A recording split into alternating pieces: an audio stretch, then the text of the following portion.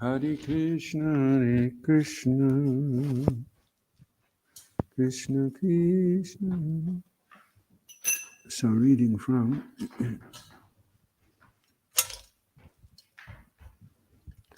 Prabhupada.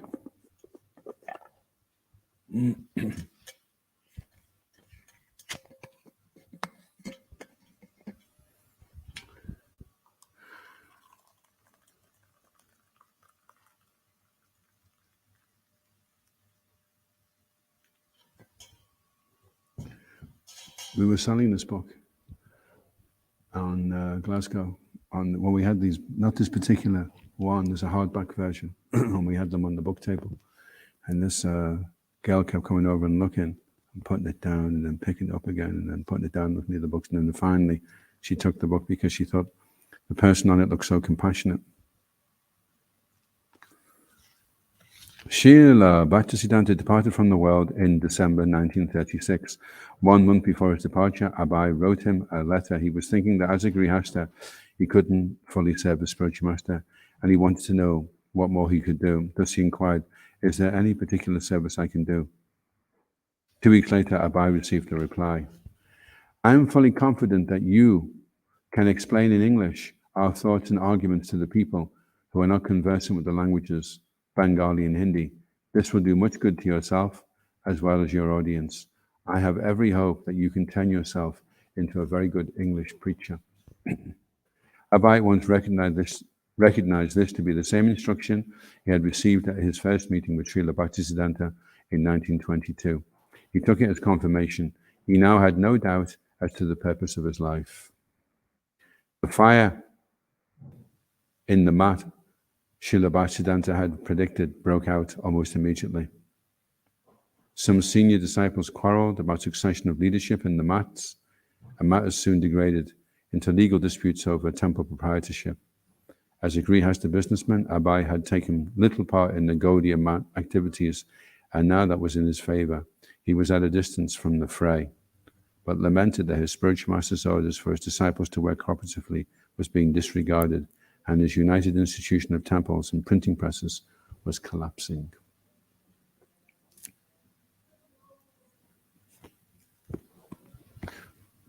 Om Namo Bhagavate Vasudevaya. Om Namo Bhagavate Vasudevaya. Om Namo Bhagavate Vasudevaya. Reading from the Srimad Bhagavatam, Canto 6. This chapter is entitled The History of Ajamil, which is chapter 1. And we're on to text 32. Ucho Nisheditas Tangs Te Icho Nisheditas Tangs Te Vaisvata Parahasara Vaivasvata Purahasara Ke Yuyam Pratishedharo. Keyuyam pratishedharo. Dhamma Rajasya Shashanam. Dhamma Rajasya Shashanam. Uchenishetitas tamste. Vaisvata Purushara. Yeyuyam Pratishedharo. Dhamma Rajasya Shashanam. Uchunusheditas tamste. Vaivasvata Purahasara. Keyuyam Pratishedharo. Dhamma Rajasya Shashanam. Nisheditas tamste. Vaivasvata Parasara. Keyuyam Pratishedharo. Dhamma Rajasya Shashanam.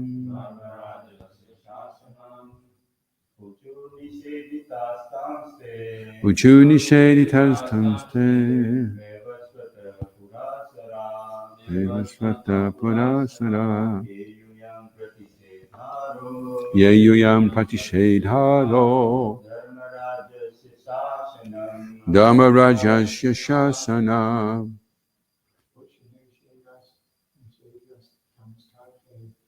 Uchinisheditas tamste. Vaivasvata Purasara. Keyuyam Pratishedharo. Dhamma Rajasya Shasana. Uchinisheditas tamste.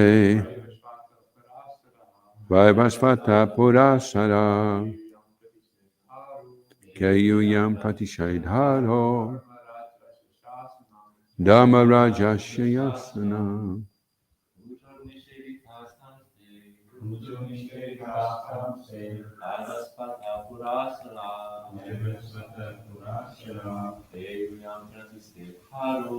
Keyuyam Pratishedharo. Dhamma Rajasya Shashanam. Uchu replied, Nishedita, being forbidden. Tan, to the order carriers of Lord Vishnu. Te, they. Vaivasvata, of Yamaraj. Purush, Sara, the assistants or messengers.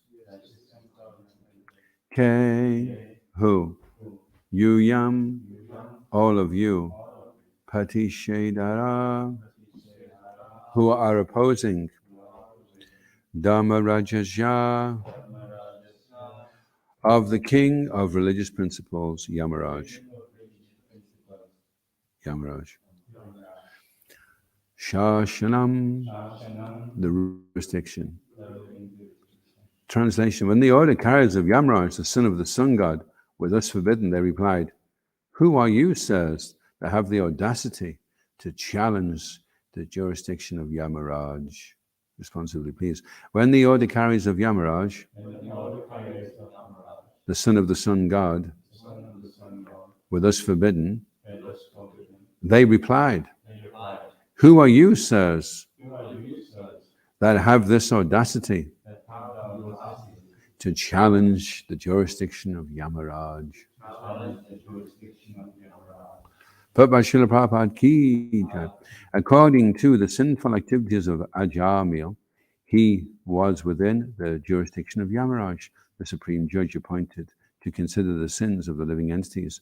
When forbidden to touch Ajamil, the order carriers of Yamaraj were surprised because they had never been hindered in the execution of their duty by anyone within the three worlds. Om Agyanatamarandasya Gyananjana Shalakaya Chakshuranmritam Jena Tasmai Shri Gurave Namaha Shri Chaitanya Manobhastam Stapitam Yena Bhutale Swayam Rupagaramayam Dadati Swapadantikam Jai Shri Krishna Chaitanya Prabhunichananda Shri Advaita Gadadha Shiva Sadi Gaura Bhaktarina Hare Krishna Krishna Krishna Hare Hare Hare Rama Rama Rama Hare Hare Krishna. So when the order carriers of Yamaraj were forbidden, they were shocked that someone would dare to check them. So I don't know how long Yamadutas are Yamadutas for, but these particular ones, for however long it was that they'd been Yamadutaring, had never been forbidden before. So the Yamadutas are very powerful. They just come in, they take the living entity out, and then they take him down to wherever he needs to go. And as it said in the previous one, I don't know if anyone caught that, but it was quite heavy. It says they're taken away by the order carriers and they're put into a particular hellish life, narak, in order to become accustomed to the condition in which he will live in the next body. So it's interesting, isn't it, that the prerequisite for taking on a material body, any material body, even a human body, is that we have to be ready for it. You have to be trained up. So when you go into the body of a hog, it still tastes great. So you have to be tuned in to that particular body, and you may not realize that that is the body that you're going to gravitate toward. You know, some people think it would be fun to be a dog because you can just run around all day and get up to anything you like. Some people think, I'd like to be a dog. My dog seems very happy. He doesn't have a mortgage to pay, and he leads a great life. Always plenty of food for him. He's always having fun. He never gets depressed. Doesn't have to worry about bills. Yeah, I think I'll go for a dog next time. And then, well, unfortunately, the preparation for going into the body of a dog and being able to accept that and be happy with that is quite an intense one. And narak is the remedial measures that are set up in the universal system to put the soul in the particular body. So we would have to look at that ourselves. What things are in me that are unwanted because they will bring about a very unfavorable condition for me in the future. So last night we did the Japa Sangha. It was a bit late actually because I fell asleep, slept through the normal time. It's a bit of an exhausting day yesterday, but we managed to catch it anyway. But this particular video from Mahaprabhu is how a powerful japa exercise is to find 5 reasons why japa is important. So I was just reflecting this morning when I was chanting that one very simple reason why japa is important is because it stops you falling down into a hellish life. So if the government banned Hare Krishna and you weren't allowed anymore, they had Hare Krishna drones floating over everywhere, and as soon as someone started chanting, they homed in, and you got 17 years hard labor in South Lanarkshire, Tesco. Then people would be reluctant. So if you weren't able to chant, then all the old things that you haven't managed to beaten off right now would come creeping back in, and we'd find ourselves gravitating back into doing things, saying things, eating things, which would guarantee a hellish condition in our next life. So that's a good reason. Then you have to have 5 reasons why that reason is a good reason. So 5 reasons why it's a good reason. Well, one is I'm not keen on pain. Another is I don't want to waste any more time than I have to in the material world. And I could probably think of a few others as well. But the more reasons you have why to do something, the stronger your determination is to do it. And so the reason why we're reading the 6th canto of the Srimad Bhagavatam right now is because we'd like to acquire as many reasons as possible to fortify our determination so that we can become strong. If we're weak in our determination, it means we don't have enough good reasons why to do something, and enough good reasons why not to do something. Because there may be things that you'd kind of like to do, but at the same time, you're thinking, but I don't think this would be a good idea to do this, you know. Maybe you'd like to make £100 million, and at the same time, you're thinking, if I had £100 million, it might just distract me from practicing Krishna consciousness a little bit. So then you'd have to have 30 good reasons why you don't want £100 million, so that if it did come your way, you'd immediately be ready for it. Forewarned is forearmed. And Krishna explains to Arjuna that this knowledge is like a weapon. It's a weapon of knowledge. And a weapon, you know, there's particular weapons for particular enemies, but the weapon of Krishna conscious knowledge, the enemy is the illusory energy. And we are at war, actually. When we commit to practicing Krishna consciousness, we declare war on the material energy. So then you'll need weapons. If you're gonna enter into a war, you'll need weapons. And the weapons are weapons of knowledge. And you have to acquire them. Sometimes it's good. I've been encouraging the devotees to keep a japa diary, because you may have a fantastic japa period and you may get some amazing realization, but don't take it for granted that you'll remember it even the next day. If you have a japa diary, though you can, it's like these guys that go climbing up the mountains. They do free solo, which free solo is when you climb up and you have nothing, no ropes and nothing, you know. There was one, and they were doing it. It was a woman, actually. She was hanging on the ledge, and then she was like just springing her arms up and then springing them up like that. It's so dangerous, you know. But we don't do that in Krishna consciousness. We have this.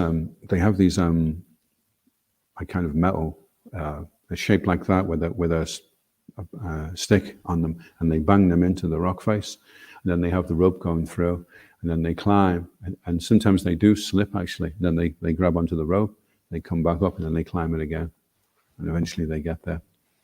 So that's the when you get some amazing realization, then hammer that in solidly, so you don't go any lower than that now. Reflect on it, go back to it, nourish it, fortify it, and go from there onto the next one, and then the next one, so that if you slip, you can immediately, because sometimes when we're chanting our japa, we slip in our enthusiasm, and we can become completely bewildered. We don't even really know why we're doing it. We're chanting, we think, what am I actually doing, you know? And we become so overwhelmed by the material energy. And at that time, it's good to reassert realizations that we've already had, little glimpses of the absolute truth that we've already had, and the weapons of knowledge that we've already acquired. And we want to, I mean, in the Mahabharata, Arjuna goes off to the heavenly planets to acquire celestial weapons. And then when he comes down, he hides them. And then when the battle happens, he's got them already there in the chariot, his celestial weapons. So he performed austerities to get them. So today, it may be a bit austere if anyone is working outside, but you can think, okay, this is so I can get my celestial weapons. And I'll be ready for whatever Maya's going to throw at me.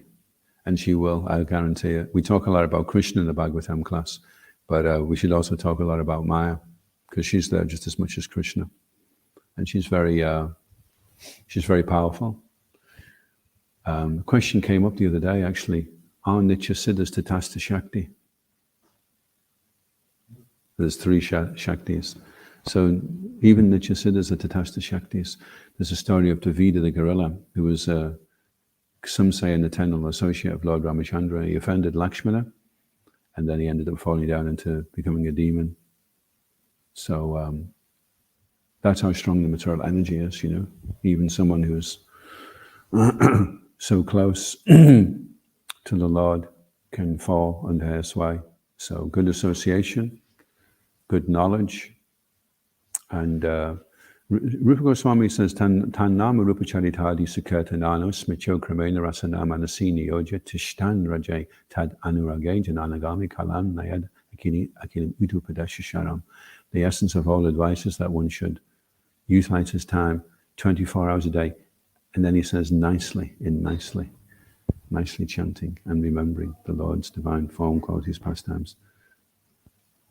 So it's nice that you're chanting, but it's even nicer if you can be nicely chanting. Nicely chanting.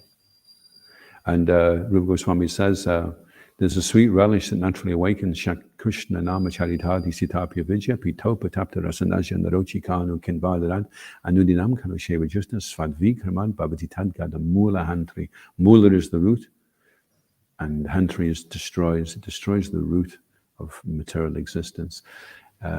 If one chants carefully these sweet names, a natural relish awakens within his tongue. So sometimes it's good to remind ourselves as well when we're chanting that this is actually sweet. The name of Krishna is sweet, and the reason why I can't taste it sweet is because of my jaundiced condition. And the jaundice is ignorance, and the weapon against ignorance is knowledge. Surya Krishna Maya Hama. Yahan Krishna Tahan Nahi Mai Adhikara. Krishna is like sunshine, and Maya is like darkness. Darkness, wherever there is Krishna, there is no Maya. So if you are chanting and you fall into some kind of unusual mental situation and you're trying to figure it out, remember, you don't have to figure out the darkness. You only have to illuminate it. Tesham evanukampatam, Krishna says, to show them special mercy. Aham agyana jam tamaha. I destroy with the shining lamp of knowledge the darkness born of ignorance. So we only need, when we stray off, chanting or a devotional activity, and some weird and wonderful thoughts come into our mind, we don't have to try and rationalize them or figure them out. We immediately just drop them and we illuminate with knowledge. We immediately turn to Krishna and he will just dissipate whatever the difficulty is there because of the darkness. The difficulty is there because of the darkness. The difficulty we would experience in navigating ourselves around the room, if there was no lights in this room and it was pitch black, all those difficulties are not the difficulties themselves, but the fact that we have a lack of light. So the real problem is a lack of Krishna consciousness. That is really the only problem. The reason why we're seeing it as a problem is because of a lack of Krishna consciousness. And then if we're illuminated, it no longer becomes a problem. It just becomes an obstacle to either engage in Krishna's service or to navigate around. But we're not stumbling over everything in the room that way. Krishna Surya Sama Maya Haya Andakaha Yahan Krishna Tahan Nahi Maya Adhikara. Surya, Krishna is like the sun. Any questions or comments? Shine, Andy, you look like you've got a question. You're thinking about it deeply there, right?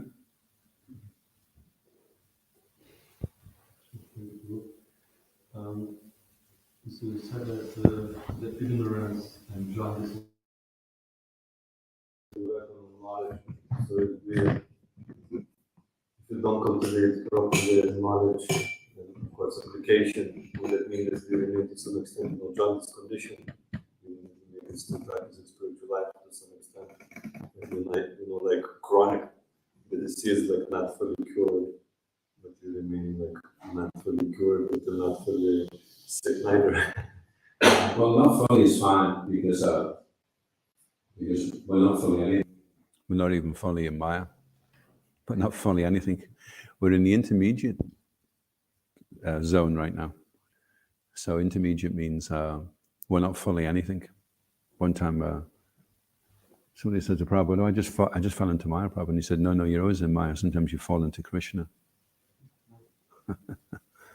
So in an intermediate stage, we do accept that we're a work in progress. So we should be careful how we talk to ourselves as well, how we preach to ourselves, because if we're very harsh and unrelenting, there's a verse in the Bhagavatam, the supreme yoga process is like an expert horseman desiring to train a headstrong horse. First of all, he allows the horse to have its way and then gradually brings it onto the desired path. Similarly, the supreme yoga process is that by which one carefully observes the desires and movements of the mind and gradually brings them under full control. So we have to be a little bit patient with the mind and accept that it's not going to be fully, we're not going to be fully anything for a few years, actually. And how could we see the difference between patience and complacency? Complacence. Well, a person who's being patient, he has the goal. He has the goal in mind. A person who's complacent has. See, sometimes when you're doing a marathon, sometimes you'll have a certain amount of books that you want to distribute.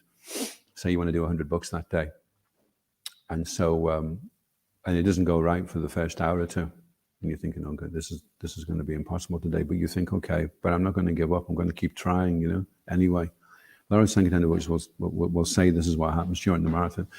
Is they think, I'm just going to give up this desire because it's causing me too much. It's becoming too troublesome to try and pursue this particular goal, But they think, no, I'm going to try anyway, despite all the inconveniences, and they continue on. And suddenly, in the last hour, they distribute 80 books and everything's amazing, and they're like, and they see Krishna's just stepped in to help them.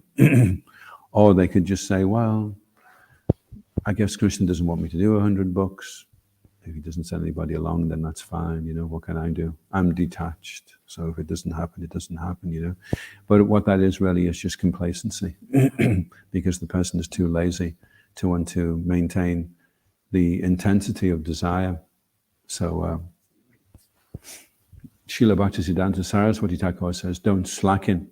So a complacent person is someone that slackens. So if you're trying to chant nicely, and as you're trying to chant nicely, the most craziest thought comes into your mind, and then you think, oh, this is just a waste of time, I'm just kidding myself on here. I should just go and open a newsagents and be honest, and just be real, So when you go like that, then you slacken, and that's when the complacency. That's when we become complacent. But if you can maintain that determination, it's a little bit like these guys that go water skiing. And if you hold onto the rope, then you stay afloat.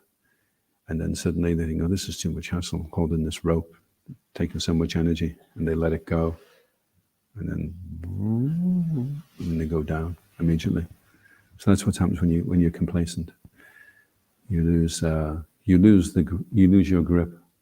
You slacken, and then easily material energy comes back in, and down you go. And it can seem like you've solved the problem because, there's nobody pulling me anymore now, so things are fine. I can just relax. But now you're under the water.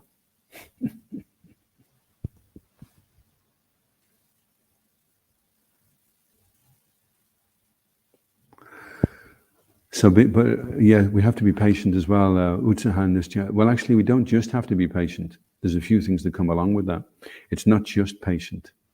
We do have to be patient. But along with that, Rupa Goswami says you have to be enthusiastic and confident and patient, not just patient. Because you could think, well, I'm going to slacken off in enthusiasm. I'm not even sure I'm really going to make it, but I'll hang around anyway. Keep putting along and just keep my nose above water. But you've now compromised. Instead of being enthusiastic and confident, now you're just being patient. So patience needs to be qualified as well. It's not just patience.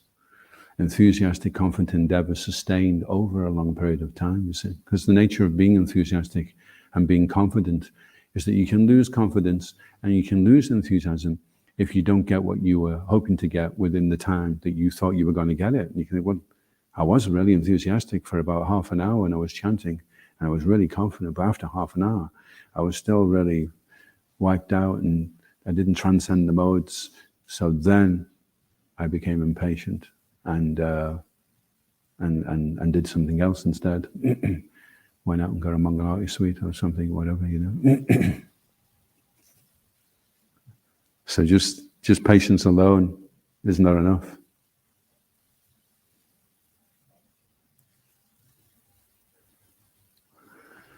And sustaining enthusiasm and confidence is like the two frogs where they were in the larder and they slipped into one of those jugs that they have in India, which is shaped like this, which was full of milk. And they couldn't, because the sides are like this, they couldn't jump off it. So they were stuck, and they knew the owner wouldn't be around until the morning time. And this was in the middle of the night. So one of the frogs said, this is just, there's no point, because I can maybe keep going for half an hour, keep myself above the milk, but then I'll have to so I'm just going to give up now.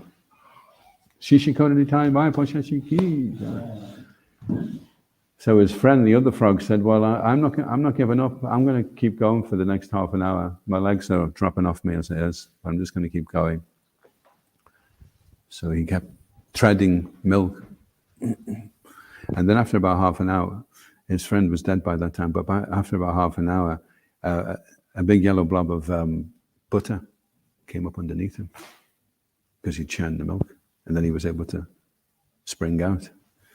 So if we're just patient on the basis of our mind's conceived idea of what's going to be happening in the future, and I'll stay patient up until this point, well, just stay patient, knowing that Krishna will eventually step in with some kind of amazing magical transformation that will take place, which will make everything doable again. Whereas if you just listened to your mind, you think, well, it's just a waste of time. There's no point, we should just call it a day now instead of flogging a dead horse.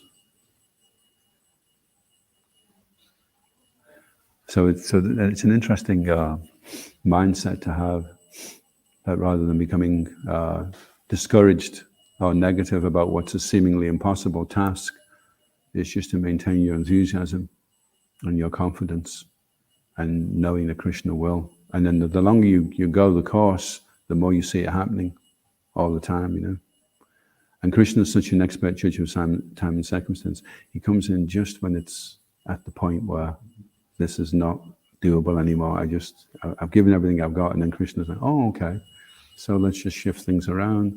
How about that? And that's just Krishna helping to deepen our faith in him, that he's a helping hand, just waiting, but also just wanting to see. If you look at the 5 Pandavas, what they went through, and Kunti also, that was all just to glorify his devotees, to show everybody else, this is how a pure devotee deals with things. It wasn't just like, well, we've just been rubbing shoulders with Krishna, and it's a breeze, it's so easy. Krishna consciousness is so easy, you just chant, you just fire a few arrows out and go, Hari Bol, Hari Bol, Hari Bol. And then there's a feast, and everything's great, and it's fine, But it's showing how it's tricky, and you're tested, and it's difficult, and Krishna comes in and saves you, There's quite a few instances in the Mahabharata where it's just at the last minute Krishna steps in and makes the sun rise so that Arjuna can kill Jayadratha, and makes this arrangement just in time, cheats them out of these weapons just in time. Everything's like cliffhangers all the way through. So that's what it's like. It's very exciting, actually, Krishna consciousness. It's definitely not boring. If you're finding it boring, then you have to really question whether you're in Krishna consciousness. It's usually, if you're feeling bored, it's usually a lack of Krishna consciousness that's causing that. Any other questions or comments?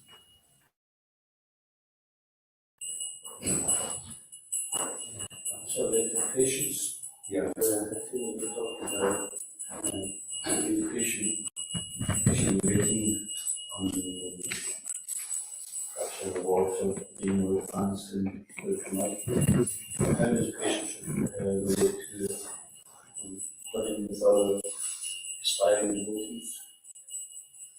The ability to tolerate others. Being patient with them. Well, it's definitely a work in progress. But that was the challenge that Srila Prabhupada asked. If you love me, then show your love by cooperating. And cooperation. Sangha, actually, it's the word anga, which is limb. So when you say sangha, when you form a sangha, you form a body. So that's quite intimate, isn't it? And if part of the body is like flapping around. It's causing a disturbance to the whole body. One time, actually, they said to Srila Prabhupada, why would Krishna miss one of the jivas? Because he's got trillions of jivas. Well, what does it matter to him if there's a few here in Les Mahego getting snowed on just now? He's having a great time with the cowhead boys. So Srila Prabhupada said, if you go to the doctor and one of your fingers is sore, and the doctor says, well, I can solve the problem. I mean, you've got 10 fingers. If I cut one off, it's not really a problem, is it? Because you've still got 9 left. So the man's, no.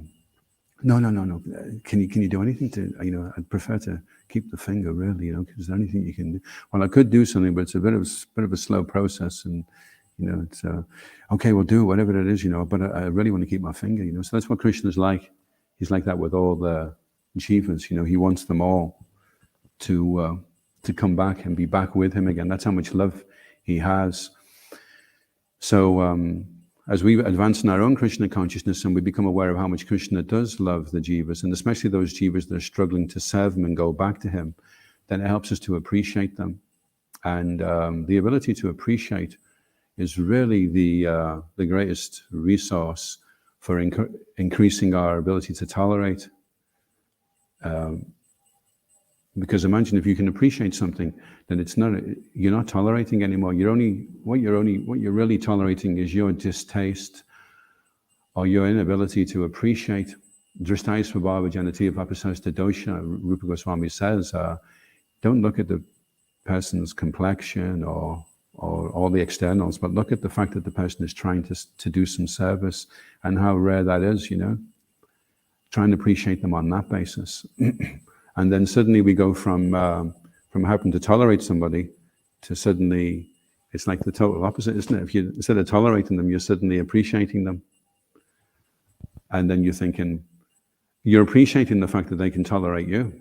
That's another interesting part of it as well, actually. Because the more you appreciate others, the less your own sense of importance and worth and the dawning of humility is when we begin to see everybody else as better than us, which is a scary concept for the materially conditioned mind, to be in a situation you feel like everybody is better than you, not just initiating spiritual masters and sannyasis and people who've been in the movement 20 years longer than you, but everybody is better than you. And then being able to appreciate them, that they're all Krishna's parts and parcels. And Krishna loves all of them. Every one of them is vitally important to Krishna. And if you want to please Krishna, you can bring those souls back to him. Then he's especially pleased. And tolerance also comes as we become more situated in the mode of goodness. Then these are the qualities of enthusiasm, confidence. Confidence is like having good knowledge, deep understanding, and patience. They all start to naturally to manifest as we shift more into the mode of goodness. And the more we're in the mode of ignorance, one of the symptoms of a person in the mode of ignorance is that he's expert at insulting others. He's got it down to a fine art. He can give seminars on how to find something wrong with somebody, even though they seem great. I can still find something, So expert at insulting others, that's a symptom of the mode of ignorance. And the mode of goodness, expert at glorifying others, expert at appreciating others. Always able to see the good in the person, to be able to try and understand the person rather than judge the person. I guess also tolerance is something which is tested when we're very judgmental, when we make judgments. We become like little Yamadutas. We decide, well, I've given my judgment, and this is the appropriate punishment the person should undergo. So that will definitely make it more difficult for us to tolerate. But if we can understand what the person is going through and be empathic to the person, then we help them and we help ourselves as well.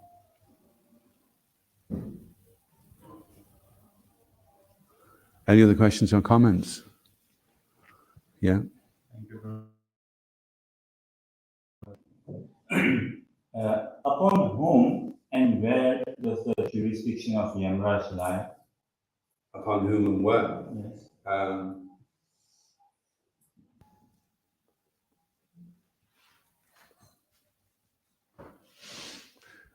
Well, it's only in the material world, and it's only jivas that are accruing karma. So if you're in there's 14 systems, 14 planetary systems.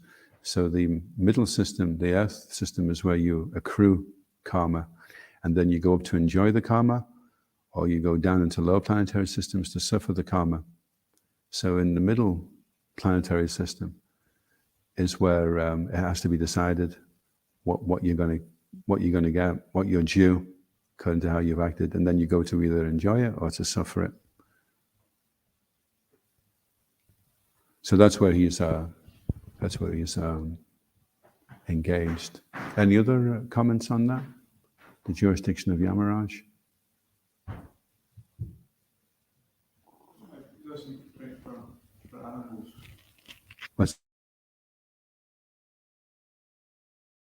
There's a certain age as well, it's not child reaches a certain age that we're dealing with karma. And for animals also, they just react according to how nature influences them. So if you're a dog, some sausages at the butcher shop, you don't get any karma for that because you're just being a dog. But then, and that's why some people don't like being in the human form of life, because being in the human form of life means accountability. And there's this misleading idea that I want to be in a position, I want a lot of responsibility, because then I can seem really important. I can get everybody just running around for me, But actually, it's the opposite.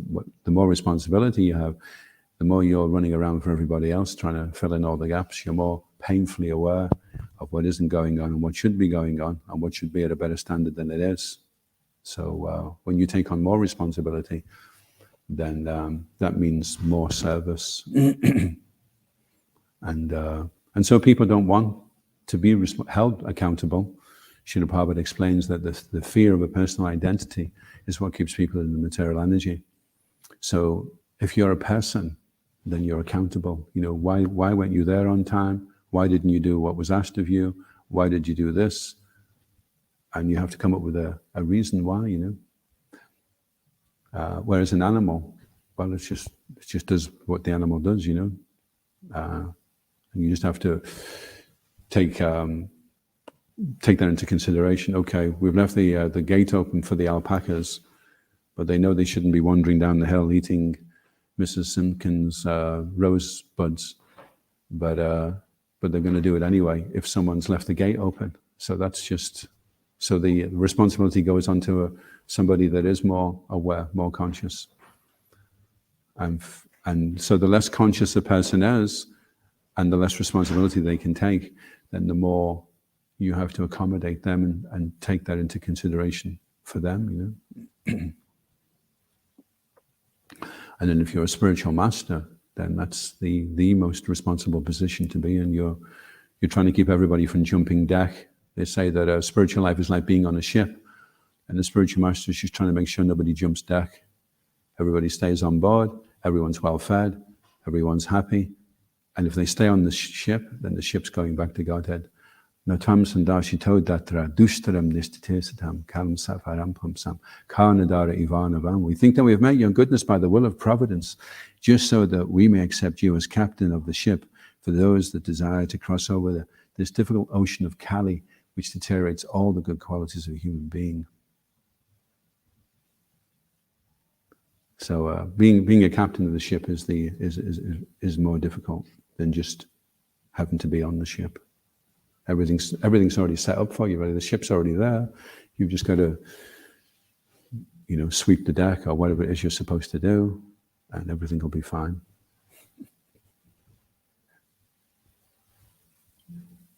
So patience is a virtue, and it's one aspect of making devotional progress, and being enthusiastic is also nice. But Srila Prabhupada said just enthusiasm or just being sincere is not enough. There also has to be intelligence there. And that intelligence is like a weapon which is fortified by knowledge. And that knowledge, the reasons why you are doing something, the more reasons why you have for why you're doing something, then the stronger your determination will be. The more your intelligence will be substantiated. So if the intelligence is ruined by a mind that is too uncontrolled, then you lose determination. You may be very intelligent and you may know all the reasons why it's not a good idea to inhale smoke into your lungs, but you still can't stop doing it because your mind is too uncontrolled. So the uncontrolled mind ruins the intelligence. So the intelligence becomes fortified by having as many reasons for why we are doing something. And if there's enough, then it can control the mind, can pull the mind back into shape. So we can look at all the different things that we're doing in our lives, and if we're finding anything that we're struggling with, we can look at that and think, how many reasons do I have for why I need to do this? And do I have enough of them so that I won't be struggling with it anymore? It's interesting, isn't it, that we say, you can determine something.